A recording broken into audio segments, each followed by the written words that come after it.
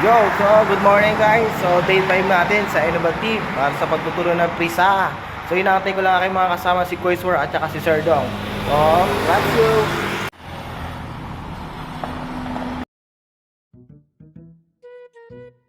Yun, so guys, andito na sa labas ng sasakyan. So dadaanan pa namin si Kuya Ken, kagrupo namin. So eto na pala, nag-aabang lang to sa highway. So dire-diretso na tayo guys, papunta ng Innovative. So fast forward na tayo kasi medyo mahabang video. So eto na yung gate ng Innovative at papasok na tayo sa loob. Let's go! O ayan, sino kayo dyan? Boss! Sino ka dyan? So ayan pala yung mga bata tinuturuan namin. So eto yung loob ng Innovative. So let's go guys, start na tayo.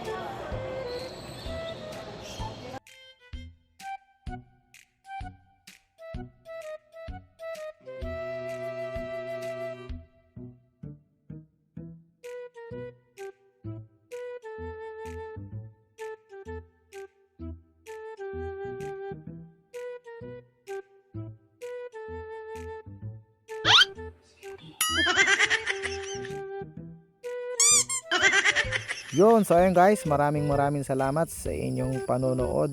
Hanggang sa muli, paalam. So ayun guys, bago nga pala kami umuwi, pinagtripan pa ako ng aking mga kagrupo. Eto, panoorin natin.